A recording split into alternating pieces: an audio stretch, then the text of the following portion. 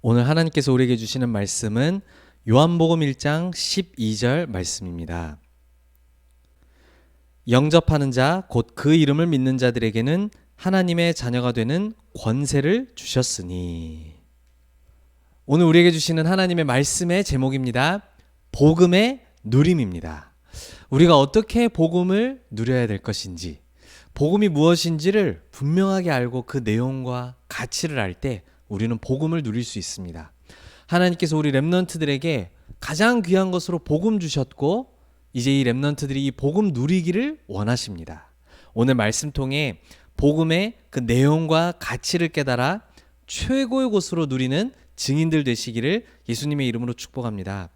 오늘 우리가 읽은 요한복음 1장 12절에 말씀하기를 영접하는 자, 곧 그 이름을 믿는 자들에게 하나님의 자녀 되는 권세를 주시겠다 말씀하셨습니다. 저는 영접이라는 말씀을 딱 붙잡으면서 우리 렘넌트들 그리고 모든 사람들에게 만남은 참 중요한 것이다 라는 생각이 들었어요. 이게 실제 누구를 만나느냐에 따라 인생이 달라지기도 하거든요. 저 성경에도 보면 아합왕과 이세벨의 만남이 전 백성들과 민족들 전 세계를 재앙으로 몰고 가는 최악의 만남이 되었어요. 또 한편으로는 많은 모델들이 있지만 우리가 잘 아는 사무엘과 다윗의 만남, 시대를 바꾸는 중요한 만남이었던 것을 볼 수가 있습니다. 그런데 그 어떠한 만남보다도 더 축복되고 가장 축복된 만남이 있어요. 그 무엇과도 바꿀 수 없고 비교할 수 없는 최고의 만남이 있습니다. 그게 바로 누구와의 만남일까요? 바로 그리스도와의 만남인 것입니다. 우리 렘넌트들이 그리스도를 만나게 된다는 것이 곧 하나님을 만나게 되는 것이요, 그리스도와의 만남은 흑암과의 영원한 즉시 결별이며, 그리스도를 만난다는 것은 즉시 하나님의 자녀되는 축복이 시작되는 걸 얘기하는 거예요. 완전히 운명이 바뀌는 만남이 되어지는 거 있죠.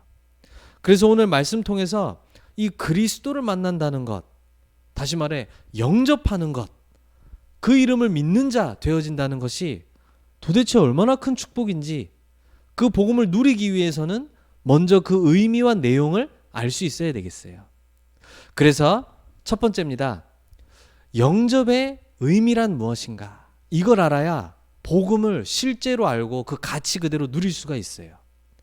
영접이라는 단어 자체는 무슨 뜻이냐면, 그리스도 되신 예수님을 내 영혼 속에, 내 마음 속에 주인으로, 유일한 주인으로 모셔 드리는 것을 영접이라고 이야기합니다. 그래서 이 자리에 앉아있는 모든 하나님의 자녀들이 예수님이 그리스도의 일 완성하셨고 그리스도 되셨음을 믿고 내 구주로 마음에 영접합니다. 믿음의 고백을 했단 말이에요.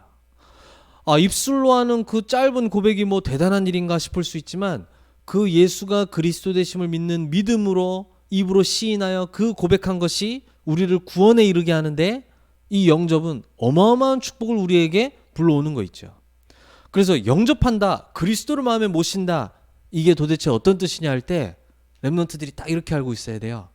내 안에 빛이신 그리스도가 들어오는 사건이다.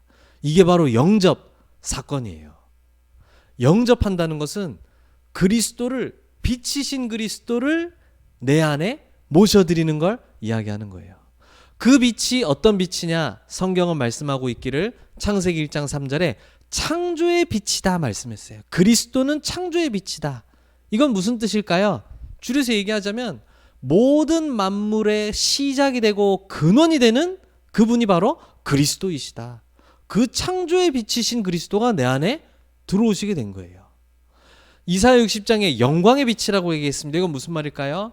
그 어떤 세상의 이름도 그리스도보다 높은 자가 없어요. 최고의 영광, 그 영광의 빛이 바로 그리스도라고 우리에게 말씀하시는 거예요. 그리고 오늘 요한복음 우리가 읽지 않았지만 1장 4절에 그 안에 생명이 있었으니 이 생명은 사람들의 빛이라 라고 하면서 예수님이 생명의 빛으로 오셨음을 우리에게 말씀하고 있는 거예요. 이 창조의 빛, 영광의 빛, 그리고 생명의 빛이신 그리스도가 우리 안에 들어오게 되는 것, 이걸 보고 영접이라고 얘기하는 거예요. 이게 절대 작은 일이 아닌 거 있죠. 비교해 보자면 이렇게 생각해 보면 더 이해하기 쉬워요.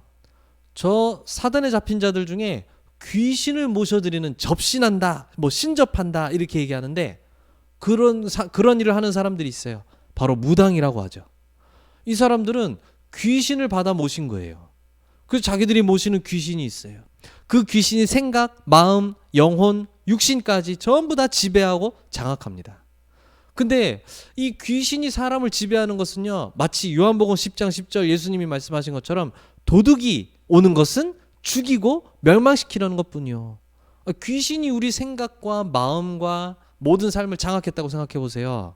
어떤 일이 벌어지겠어요? 끊임없는 고통과 영적으로 육신적으로 고통이 계속 찾아오는 거예요. 그것도 모르고 일반 사람들은요, 야, 이 사람한테 찾아가면 용하다면서 답도 알려주고 뭘 해야 될지 알려준다고 막 복제 들고 가서 이를 어떻게 하면 될까요? 이렇게 하면 될까요? 저렇게 하면 될까요? 막 질문하고 물어봅니다. 그럼 뭐 술술술술 막 답을 주는 것처럼 하는데 멸망받은 자가 멸망할 수밖에 없는 답을 막 술술술술 주는 거예요. 놀랄 일이죠. 그게 근데 굉장히 축복된 일이고 좋은 일이라면 나도 할래요 이래야 될 텐데 그거 하겠다고 나서는 사람 없어요.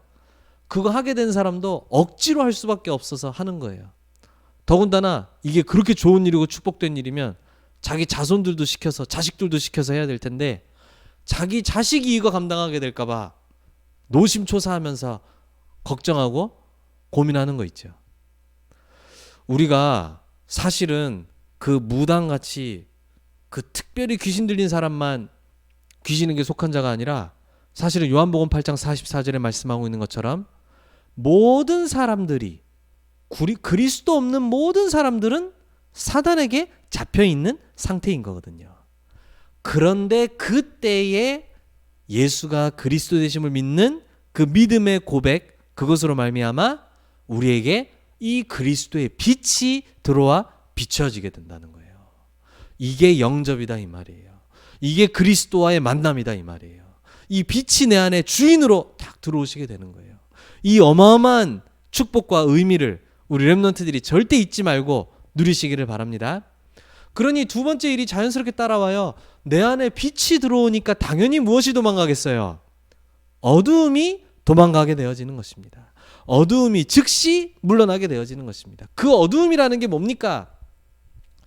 우리 인간의 근본 문제이자 모든 문제가 되는 사단, 그 사단에게 속아 불순종함으로 지은 죄로 인한 저주 재앙, 그리고 하나님을 떠남으로 말미암아 영원한 형벌인 지옥.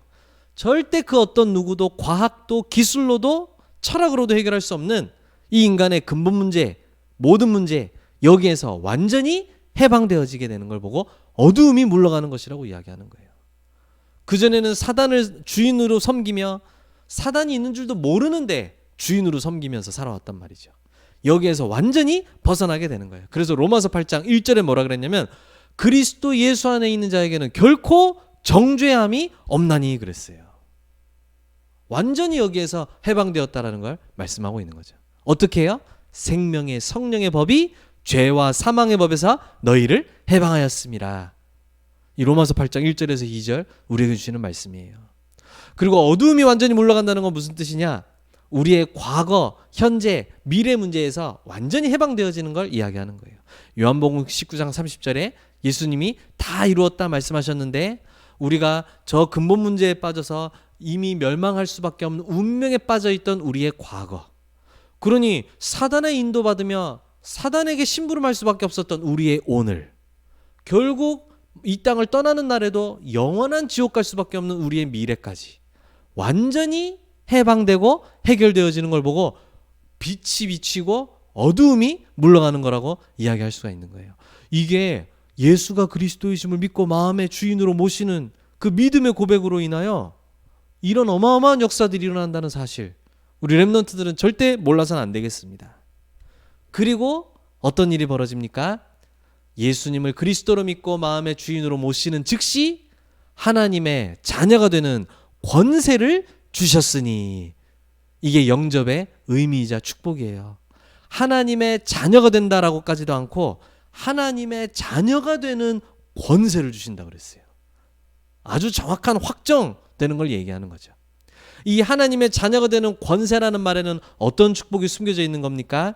우리의 신분이 변화되어지는 걸 얘기하는 거예요.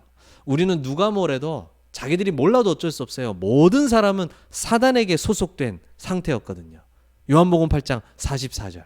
너희는 너희 아비 마귀에게서 났으니 그는 처음부터 살인한 자요. 그 속에 진리가 없으므로 진리 위에 서지 못하고.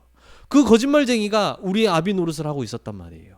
그런데 빛이 비치며 어둠, 사단이 완전히 떠나가게 되면서 하나님의 자녀의 신분, 그리고 하나님의 자녀가 되었다는 증거로 우리에게 주시는 것이 성령. 그렇죠? 성령이 우리 안에 영원히 거하시면서 우리를 인도하시고 우리 렘넌트들이 기도할 때 응답하신단 말이에요. 다른 사람들에게는 구원받은 증거가 눈으로 보일 필요가 없어요. 다른 사람에게 증거 보이기 위해서 우리는 사는 거 아니에요. 하나님이 보실 때 구원받은 자의 증거가 무엇이냐니까 성령으로 인치심 받은 거, 성령이 내 안에 함께 하시는 거. 우리에게 하나님의 자녀가 되었다는 증거로 성령이 우리 안에 함께 하신다는 사실 절대 잊지 말길 바랍니다. 그 신분에 걸맞는 권세를 우리에게 주셨어요. 많은 권세들이 있는데 요약하면 이거예요. 예수 그리스도의 이름을 사용할 수 있는 권세를 우리에게 주신 거예요. 그렇다면 많은 것들 중에 왜 예수 그리스도의 이름을 우리에게 사용할 수 있도록 하필 왜 그걸 우리에게 주셨을까요? 그 이유는 뭘까요? 바로 우리는 구원받았지만 우리가 살아가는 이 세상은 세상의 임금이며 세상의 신노릇하는 사단에게 장악되어져 있단 말이죠.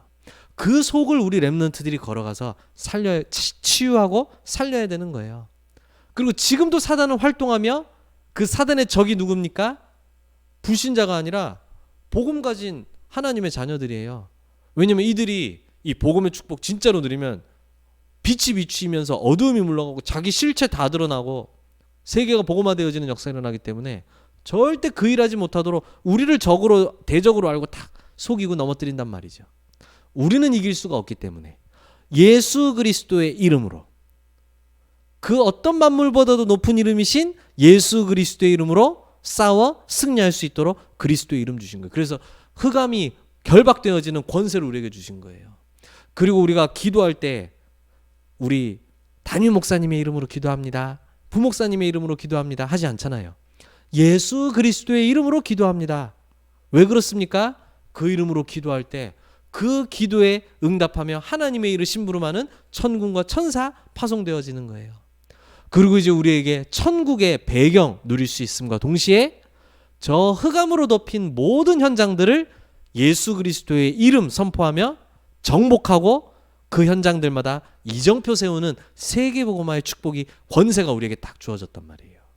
이 어마어마한 걸 사람들은 모르고 있어요. 우리 렘넌트들이 이걸 알고 누릴 수 있어야 되겠어요. 그리고 이 신분과 권세를 누리는 사람에게는 미션이 딱 발견되어져요. 그래서 예수님이 마태복음 5장 13절 14절에 너희는 세상의 소금이요 너희는 세상의 빛이라 이렇게 말씀하신 거구나. 그래서 베드로전서 2장 9절에 말씀하시길 너희는 왕같은 제사장이요 거룩한 나라요 그의 소유가 된 백성이니. 뭐라 그랬습니까? 이는 너희를 어두운 데서 불러내어 그의 기이한 빛에 들어가게 하시니에 아름다운 덕을 선포하게 하려 하심이라. 우리를 빛으로 들어가게 하신 그 하나님의 덕을 선포하는 자로 하나님이 나를 부르셨구나. 완전한 인생에 대한 답이 나오는 거 있죠. 우리는 한 번의 사건인 줄 알았는데 예수님을 그리스도로 믿고 내 마음의 주인으로 모십니다. 이 믿음의 고백이 한 번의 사건인 줄 알았는데 그리스도와의 한 번의 만남이 영원한 인생 변화, 놀라운 축복인 거 있죠. 이걸 알고 있는 게 복음을 누리는 거예요. 우리 렘넌트들은 복음을 누리는 자 되시기를 바랍니다. 그러면 두 번째 오는 축복을 알아야 되겠어요. 복음은 어떤 축복이 담겨져 있는 겁니까? 복음을 누린다는 건 어떤 의미입니까? 이제 하나님의 자녀가 된 자가 본격적으로 하늘 보좌로부터 오는 축복을 누리는 걸 보고 복음 누림이라고 이야기하는 거예요. 여러분, 예수님이 그리스도 되셔서 하신 일이 무엇인지 아십니까? 요한복음 14장 6절에 보니까 내가 곧 길이요 진리요 생명이니 나로 말미암지 않고는 아버지께로 올 자가 없느니라 말씀하셨어요. 예수님은 하나님과 우리 사이에 막힌 담, 원죄와 그 모든 죄들로 인해 하나님과 우리 사이에 막혀있던 것을 완전히 여시고 하나님과 나로 통하는 길이 되신 거예요. 그래서 예수님이 어떤 일을 하셨냐? 하늘 보좌와 통하는 길을 여신 그리스도 일을 하신 거예요. 베드로전서 3장 18절에도 뭐라고 했느냐? 예수님께서 십자가에서 달려 피 흘려 죽으심은 우리를 하나님 앞으로 인도하려 하심이라, 이 말이에요. 이 말에는 반대로 얘기하면 뭐가 들어있는 거예요? 우리가 하나님과 멀리 떨어져 있었다, 이 말을 하는 거잖아요. 근데 그리스도의 십자가에 피 흘려 죽으심이 우리를 하나님 앞으로 인도하게 한다 그랬어요. 막혀있던 모든 길이 열려 하늘 보좌의 축복이 그리스도를 통해 나에게 오게 되는 이 길이 열리게 되었다, 이 말이에요. 그러니 우리 렘넌트들은 보좌로부터 오는 응답을 누리는 하나님의 자녀들이에요. 요한일서 3장 8절에는 하나님의 아들이 나타나신 것은 마귀의 일을 멸하려 하심이라 말씀하셨잖아요. 마귀의 일 중에 대표적인 일이 뭔지 아세요? 하나님과 우리 사이를 이간질하는 거. 그래서 사단의 이름이 이간자거든요. 딱 하나님 말씀 왜곡시켜가지고 딱 우리한테 주고, 이 계속 하나님과 우리 사이를 멀어지게 만들고 딱 방해하는 게 마귀의 일이에요. 그 마귀의 일을 멸하심으로써 이제 하늘 보좌로부터 오는 성삼위 하나님이 우리에게 충만히 임재하실 뿐 아니라 보좌로부터 오는 모든 축복들을 누릴 수 있는 직접 그 길이 되셨다. 여러분, 이게 복음이에요. 그러면요, 예수님이 사도행전 1장 1절로 8절에 제자들을 40일 동안 불러 모아놓고 얘기하신 게 뭐냐면 보좌의 길을 여신 그리스도의 사역 얘기하신 것이고요. 1장 3절에 뭘 얘기하셨냐면 이제 하늘 보좌와 내 안에 이제 그리스도를 주인으로 모시면서 만들어진 보좌, 하늘 보좌와 내 안의 보좌가 소통되고 연결되는 걸 보고 기도의 축복이라고 이야기하는 거예요. 여러분들은 이제 이 축복을 누릴 수 있도록 되었어요. 그래서 주는 그리스도이시오 살아계신 하나님의 아들이시니이다, 이 어마어마한 그리스도 고백했던 베드로에게 예수님이 주신 마지막 축복이 뭐였어요? 내가 너에게 천국 열쇠를 준다. 땅에서 무엇이든지 매면 하늘에서도 매일 것이요 땅에서 무엇이든지 풀면 하늘에서도 풀리리라. 보좌와 통하는 기도의 축복을 우리에게 주신 거예요. 우리 렘넌트들은 다른 거 누리지 말길 바랍니다. 세상의 것 누리지 말길 바랍니다. 하늘 보좌로부터 오는 것을 누리게 되기를 바랍니다. 그래서 이 하늘 보좌와 통하게 될 때 오는 응답이 뭐예요? 내 안에 절대 흔들리지 않는 그리스도의 보좌의 망대가 세워지게 되는 거예요. 이걸 보고 헤븐리, 드론리, 이터널리, 파워라고 얘기하는 거예요. 그리고 이제 보좌에서 성삼위 하나님이 준비하신 길을 걸어가는 그 여정을 걸어가게 되는 거예요. 그래서 여러분들의 달란트는 세상이 알려주는 달란트가 아니라 보좌로부터 오는 달란트 발견되어지는 거예요. 세계복음화를 위한, 하나님 나라를 위한 달란트가 준비되어져 있고 보여지기 시작해요. 그리고 여러분들에게는 보좌의 이정표, 이걸 다른 말로 하면 하나님이 나에게 주시는 보좌로부터 오는 미션이 딱 발견되어지는 거예요. 그래서 여러분들은 능력, 달란트, 미션, 우리 인생 그 자체거든요. 다른 데서 오는 거 받으면 안 돼요. 보좌로부터 오는 것을 받을 수 있는 길이 그리스도를 통해 열렸고, 그걸 확인하는 기도가 나에게 주어졌고, 이제 여러분들은 실제 이것을 응답으로 받는 렘넌트들로 서야 될 것입니다. 이게 바로 복음 누림이에요. 마지막입니다. 복음 누림의 가장 끝판왕이 무엇일까요? 야, 복음을 어느 정도 누려야 진짜로 누리는 겁니까? 바울처럼 복음이 최고의 가치로 발견되어지는 것, 이게 진정한 복음 누림이에요.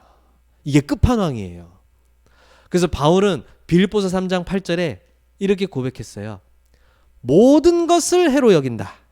내가 자랑하던 것, 사람들이 부러워하던 것, 막 가말리엘이라는 엄청난 학자 밑에서 공부했던 것, 로마의 시민권을 가지고 있는 것, 율법으로도 하나도 치우칠 거 없는 바리새인으로서 살아왔던 것, 모든 사람들이 부러워하고 동경하는 모든 그것들, 나는 전부 다 안 좋은 것, 손해로 여긴다.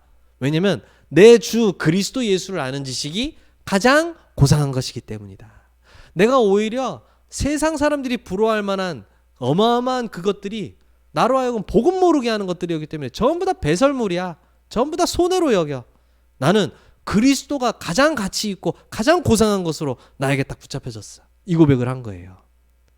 이러한 믿음을 가진, 이러한 복음 누림과 이 최고의 가치를 복음 안에서 찾은 바울이 누구를 그렇게 찾으러 다녔느냐니까 회당마다 렘넌트들 만나러 간 거예요.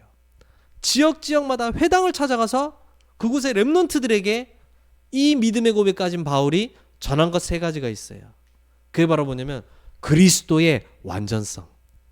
그리스도만 전한 게 아니라 그리스도이어야만 하는 이유, 그리스도 아니면 안 되는 이유, 그리스도가 모든 것인 이유. 이미 바울은 그 답을 가졌기 때문에 회당에 가서 렘넌트들 만나서 이걸 전한 거 있죠. 그리스도의 완전함, 완전성.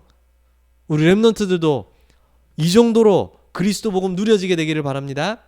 그리고 그리스도의 완전성을 발견한 사람은 그 그리스도의 축복이 선포되고 누려지는 예배와 기도의 완전성.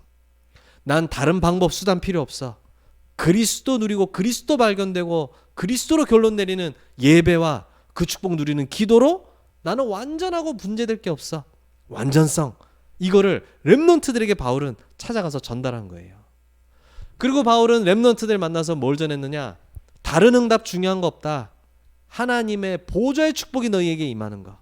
그 보좌가 네 안에 이루어지는 걸 보고 하나님의 나라라 그러고, 너 안에 하나님의 나라 이루어지면 보좌의 나라의 일이 너의 삶의 현장에 펼쳐지게 되는 것이다. 이게 너희에게 진정한 응답이다.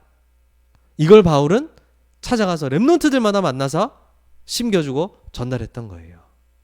우리 렘넌트들도 이러한 복음 누림이 오늘부터 새롭게 시작되어지기를 축복합니다. 영접할 때 일어나는 그 어마어마한 축복. 이게 단순히 한 번의 기도 행위가 아니라 이 믿음의 고백이 어떻게 내 인생을 바꾸는지 그 의미를 진정으로 알고 누리는 게 복음 누림이에요. 그리고 복음 가진 하나님의 자녀가 실제 누릴 수 있는 보좌의 축복이 뭔지를 알고 있는 게 복음 누림이에요. 그걸 잘 누리고 알다 보니 인생 결론 나오는 거예요. 다른 건 다 가치 없구나.